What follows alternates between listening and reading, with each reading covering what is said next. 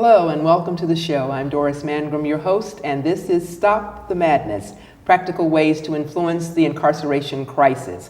For those of you who are standard viewers of the show, you know that we talk about problems, people, places, solutions, ideas around the incarceration crisis, preventative work, solutions, things that can help us move forward. If you've been outside of your door today and you're planning on going out your door tomorrow, or you went out yesterday, we know that violence is everywhere. Violence can be something as simple as you're being upset or someone being upset with you about a perceived parking space, or it can be as far as a genocide of millions of people and everything in between. I'm fortunate to have with me today in the studio a gentleman who is working on violence in the streets of the Oakland area. And his name is Mr. Scott Blake, and he is the Ceasefire Coordinator of Community Youth Outreach. Welcome, Mr. Blake. Thank you so much for joining me. Thank you so much for having me. Well, we're going to get started because you've got a lot to share with our viewers today about some of the things that are happening in our community that we're all aware of, but we may not be aware of the great work that you're doing to try to put a halt to it all. So tell us a bit about ceasefire, because when I think of the word ceasefire, I automatically think, let's stop this, let's call a truce, let's do some talking. So tell me if I'm off the mark, or tell me more about what your particular organization is involved in. Well, first, Ceasefire is a national violence reduction strategy, and the strategy targets gang and gun violence. My organization, Community and Youth Outreach, what we do is we case manage many of the folks that are coming through the strategy who need to receive many services to support their life change when they decide that they want to turn away from a life of violence and gang involvement. We also provide housing, all kind of supports around counseling. And we also, what we really do is we go out into the communities where the violence is really happening. And we have some folks, what we call street outreach and violence interrupters. And these are the people that go out into the community where the gun violence is happening. And what they do is they engage folks that are out there in that lifestyle in an attempt to help them to make a decision of doing things differently, and sometimes to help to avoid retaliation, gunfire, and so we won't have any more loss of life. And I mean, that's really the real big piece of the organization, the case management and the violence interrupting in the community. Wow. So this is wraparound services. I'm hearing you saying housing, support around, I'm guessing looking for employment, those kinds of things. Did they go that deep, or do we get them off the street and get them into stable housing and beyond? So with the case management piece, most of these young men and even young women that are involved in this culture of violence, many of them don't have high school diplomas. Many of them don't have their basic documents of a driver's license, identification, social security cards. So those are the first things that we help them to get. And then most of the times, a lot of them even have children, have issues around visitation. And so we help them navigate the courts, either between their probation, some of them are on parole. Some folks have to go to family court, and we're there as an advocate and support to help them navigate these systems and institutions. This is amazing. So you're not only helping folks get off the street, then you're wrapping around them, then you're mentoring and partnering with them to see them through to success. Yes. How long can a person remain engaged with the program? Is it a lifetime ability to stay connected? Does it have a 2-year, 3-year, how long? Well, you know, there is no real limit of support. It really depends upon the individual, what they're doing in their lives and the challenges, and we devise a way to best support them. And many times people might have come through a program and stay around for a year or two, and they go out on their own and they do pretty well, and then sometimes they have a hiccup and a challenge comes, and they're able to come back to us for support. And that's what we do. What we call it, we always keep the light on for them. You know what, I like that. Because oftentimes in programs, once you've gone through that one time through, Yes. you're one and done. You Right. don't get it right. What I'm hearing you say is that you can, I like what you said, hiccup. You can have a hiccup. Yes. And still return. This is fascinating work, Mr. Blake. How long have you been doing this, or been involved at this level of work, and where you're actually, coordinating and working with people who are having some types of challenges at a certain time and helping them move from that place to a better place? So a better part of 15 years I've been involved with this work with systems involved youth and adults, and through a few organizations that are really leaders and champions of this work that are committed to helping young men and women and families to become self-sufficient and to move away from violence and stop being incarcerated is the number one thing. We want to stop the recidivism with these folks. Well, this kind of crosses in and intersects with the work that I do. And I know that this is not easy work. No. It's very challenging work. So my question to you would be, what resonated with you about getting involved with work that you knew, or maybe you didn't know, maybe you found out once you got involved, so you can tell our viewers, what got you interested in doing this work, and now that you have done this work, stayed in it for such a long time? So I was introduced to this work through a faith-based community organizing organization called PICO, and through a PICO affiliate here in Berkeley called BOCA. And at the time, our executive director was Pastor Michael McBride. He's a pastor of the Way Christian Center here in Berkeley. And I was a board member, and still to this day, I'm a board member of BOCA. But he introduced me to the work of PICO around violence reduction strategies, immigration, education reform, and working with youth in the city that were systems involved. And that's where I really began learning about, the school to prison pipeline and, all of the inequities that happen with young African American, Latino males going to school. And there's just so much that was happening. And that really was my foothold in going across the country, traveling a bit, and learning about Ceasefire as strategies. Gone to visit in Boston to see what this Boston miracle was about. And that learning that the strategy is really led and created, in my opinion, by the faith community and community at large, that decided that they wanted to stop the violence in their communities and reach out to the individuals that were perpetrating violence in the community, and to reach them and let them know as a community that we love you, we want to support you, but we want the violence to stop. And we're here to offer you any kind of support that might help you to turn away from a life of violence. Okay.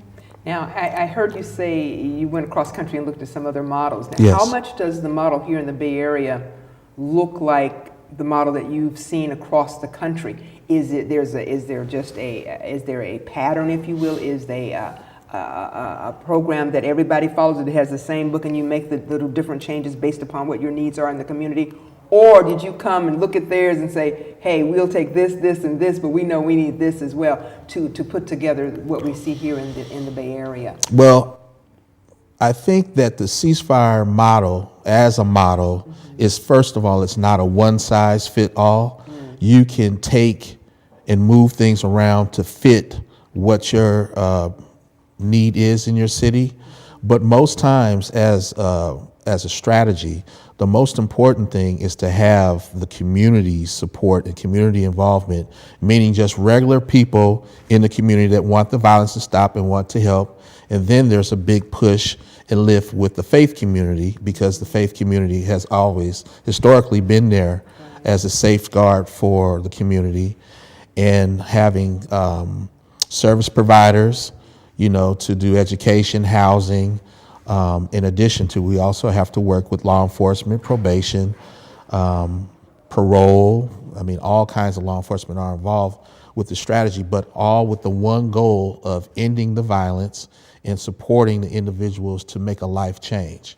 That is, if those components are present, then you will have a significant violence reduction in your city. Well, what you've just touched on is the complexity of the program. Yes. You talked about law enforcement, you talked about faith-based, you talked about community folks coming together, which is what we need to see. Yes. How do you make it work? How, you've got law enforcement doing their thing, what they do to do the work that they're charged to do. Community organizations, I'm sure, have other things that they're doing as well. And we know what faith-based is. They're dealing out faith, if you will. So how does Ceasefire manage to keep these organizations cohesive? How do you stay on track of who's doing what to whom, if you will, and are there different sections of the work and one group feeds to another? Tell us how that actually, one feeds to another, or how that actually works. So it's a very interesting partnership that's developed between all parties concerned that develop the strategy. So there's a governing body, and it's a partnership of many organizations. As I mentioned, there has to be support from our mayor. We have support from our police chief, our district attorneys, probation chief, probation officers, and then all of the CBOs that provide services to help support young men, women, and their families. And so basically what they do is they meet monthly, and we all report back about what we're doing and how to better coordinate and deliver the service. But the main thing is that most folks have the misconception that law enforcement basically really leads the strategy. It's a partnership, and what has happened is that law enforcement are undergoing a change within their institution and how they're doing things. What we talk about community policing and having some very impactful trainings to help them be able to do the work more effectively, coming in communities basically that are underserved, that are over policed, and to have first some compassion and look at them as community members and human beings, not as a criminal or just suspecting that everyone in a poor area where crime is present, that everyone is the same. Automatic stereotype. Yes. You hit a word that really resonated with me, training for the police. Yes. Now, who does this training for the police? Well, the trainings happen through different organizations that contract with the city, and it's really developed through the community partnerships. Okay. There are organizations that really are in the forefront of this thing around community policing. So they have a hand, if you will, in the types of material that's covered, the kinds of things that they based upon their experiences, know that it's going to be crucial for law enforcement to understand when they go into situations. Is it some of that involved in the training? A lot of that, and it's about cultural sensitivity. Okay. A lot of times in most cities, well, a city like Oakland, most of police officers don't live in the city or even close. They come out further from, maybe Modesto or further out or from up north. Okay. And so there may not be quite used to working with communities of color. A little bit different, yes. Absolutely. Okay. And that's a very important aspect. Well, now you just hit something. You mentioned Modesto, beautiful Modesto. Yes. So when we say Ceasefire Oakland, is it covering all of these Central California areas, or do they have their own ceasefire in those areas as well? Or do you, in the Oakland area, kind of govern what happens in Northern and Central California? So Oakland ceasefire it covers, it's specific for Oakland, East Bay pretty much, I would think, Berkeley even, but really focusing on the gang and gun violence in Oakland, San Leandro, Hayward, Alameda County. The basic, okay. Yes. But others from other communities can come and take the trainings that may help them in their area, even though they may not ultimately be involved with the Oakland ceasefire. Is that a correct assumption? So yes. Okay. So in your experience, I think I have an idea, but I want to hear you say it because you've been out there in the trenches right now as things are happening right now. What seems to be the driving factors of why we're seeing so much violence? What is the, I want to say the root, but I mean, because there may be, many legs to a root, but yes. in what you have seen, is there an overall thing that is the most why you see when you get into, because see, you're bringing people in and changing lives. So when you're bringing in and establishing relationships, I am sure that you are now beginning to get to the root of why they were out there in the first place. So what have you heard in terms of from the young men and young women that you have worked with is the reason they were in the streets in the first place? Was it just a simple argument with somebody that went out of hand? Was it family stuff? What's been your experience? That is the question of the day, because most of the young men and women that are participating in the gun and gang violence in Oakland that I've worked with, most of them have a sense of they don't even expect to live past our early 20s. Most have lived in, of course, adverse poverty, lack of access to employment, and their education is different. They're policed differently. Yes. Many of them have suffered so many traumas. I've spoken to young men and women that have witnessed from the age 5 to 9 years old someone that they care about being shot or stabbed and killed in front of them, died in front of their very eyes. So just imagining a young child being exposed to that level of violence, and it's pervasive in their community. And I don't think that they have a real clear answer of why they shoot and kill their peers. For some reason, they say they're not interested in a physical altercation. If there's going to be an altercation, they're going to use a gun. To the end. And that is just no one has figured that out, why they have decided to pick up a gun to resolve an issue. Well, all that you have said has been, what it resonates with me, because I say the same kinds of things are, because this is just kind of you're catching people before they end up in the work that I do. And that's the hopes of keeping them out behind our prison and jail walls.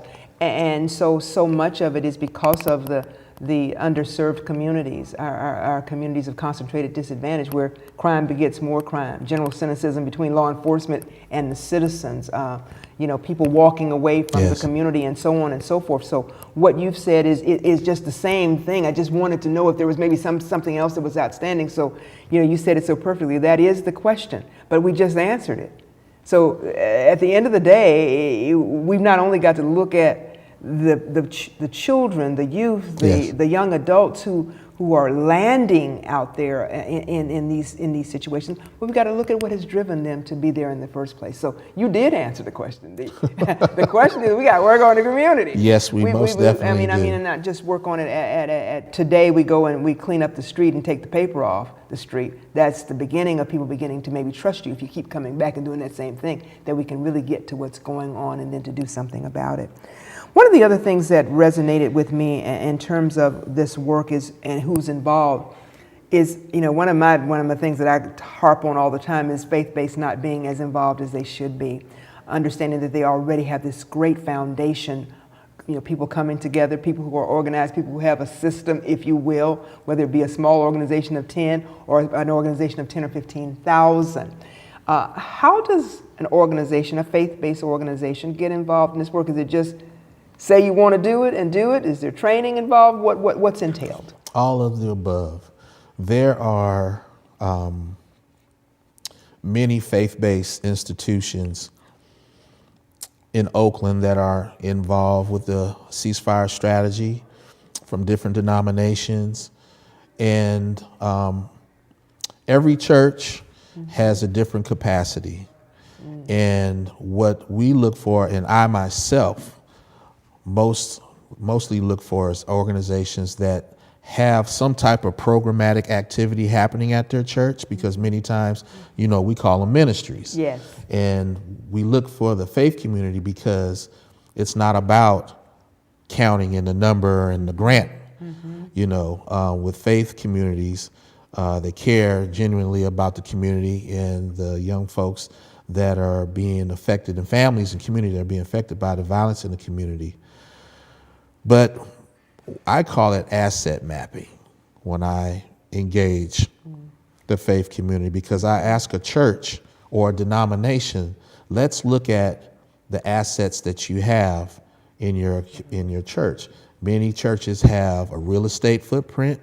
We need to house these young folks. Many faith-based organizations, they have feeding programs, nutritional programs, educational programs. They have trained professionals that can deal with the psychological and emotional issues that happen with young folks and families. And they're just a treasure trove. But the thing is to get them to open it up and allow the young people who sometimes that they're afraid of, because many churches have been affected by gun violence. Yes. Yes. Absolutely. So if there's a church that's out there, there's a pastor or a community outreach worker in the church that's listening to you now, what would you, and they're thinking, this sounds like something maybe we could, dig our heels in. They could come in just the area that they're most comfortable. In the feeding portion is what I'm hearing, or Yes. or if they have a wardrobe closet, Yes. or something like that. So what would you say to someone who's maybe on the fence, if you will, but, maybe so, maybe not? How would you encourage them to come? Is there some way that they can come for a Q&A to kind of get a general feel for it, where they're not really in, but just hearing more about it? Or are you willing to go out and talk to churches? How does that work if you've got organizations who might want to participate? So I myself have gone out and have done countless presentations to different faith-based organizations. I've gone to churches and participated in the service and engaged the congregations, and have done a number of training around the ceasefire.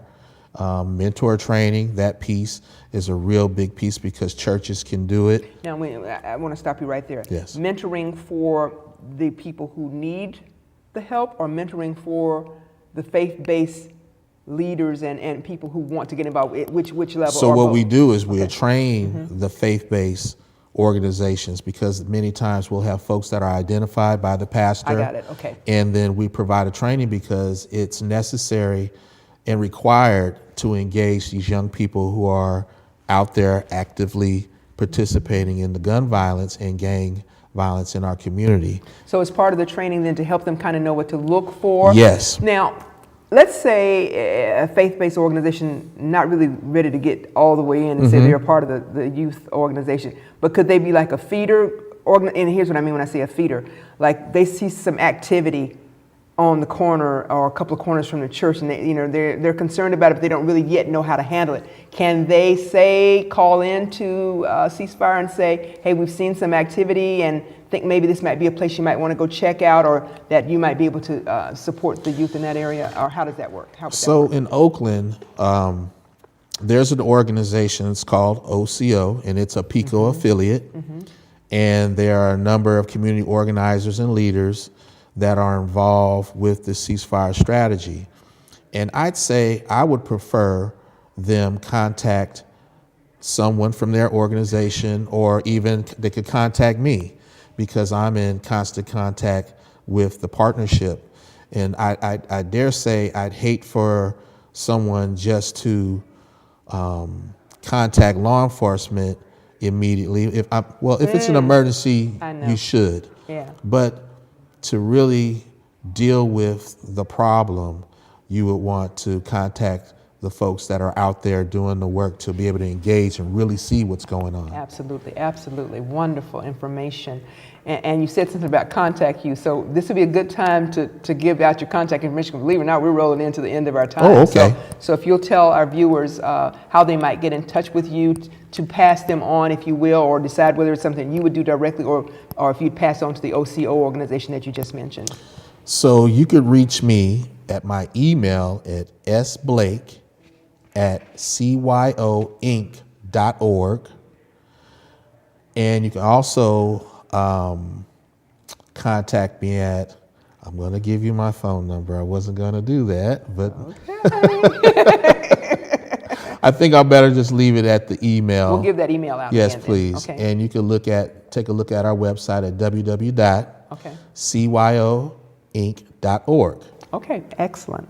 So because we're rolling into the end, is there one success story or a general kind of walkthrough that you can help us or walk us through to help us know something that you've encountered in terms of an individual or a group of individuals where you saw them make significant change from the day you met them to where they are now, or where they have moved forward to in the course of having worked with your organization?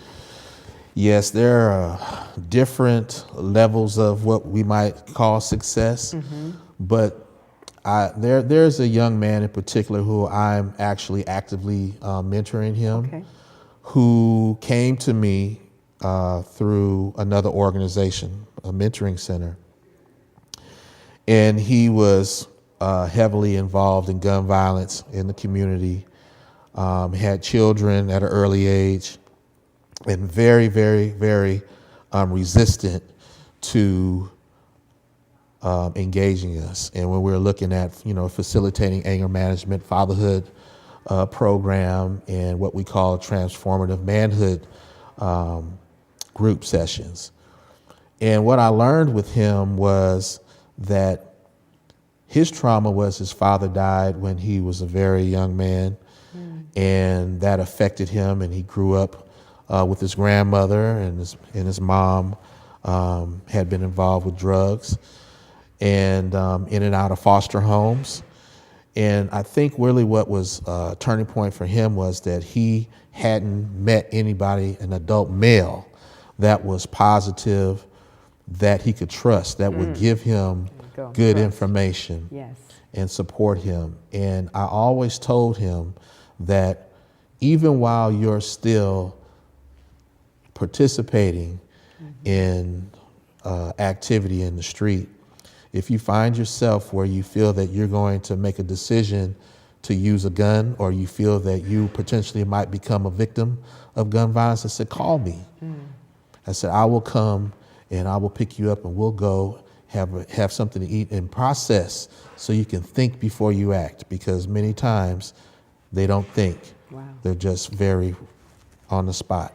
We're going to have to leave it there. Yes. Believe it or not, wow. we're done. Our time right. is gone. And I thank you so much for being here today. I thank you so much for the amazing work that's being done and enlightening our viewers about what's happening out there. So many times we talk about all that's not happening, and we forget to applaud the people and the organizations that are doing great work. This community youth organization to the Ceasefire program that Mr. Blake is a part of the answer. And so instead of being out there throwing up your hands saying, what are we going to do? How are we going to change the situation? Call Mr. Blake or email Mr. Blake. Find out what your organization can do. Find out what your church can do. Become a part of the answer. Violence is real. In 2018, it's going to be real in 2019 and for years to come. But we can shift it from where it is today to where we want it to be. So as always, go out and make this a great day. Do something good for someone else. Thank you so much for joining us.